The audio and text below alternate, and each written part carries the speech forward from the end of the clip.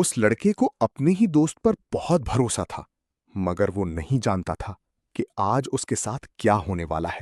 ایک گاؤں میں حمزہ اور سلیم نام کے دو دوست رہتے تھے۔ دونوں ہر وقت ساتھ رہتے تھے۔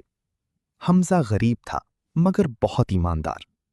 ایک دن گاؤں میں اعلان ہوا، جو شخص کھویا ہوا سونے کا بیگ ڈھونڈے گا اسے بڑا انعام ملے گا۔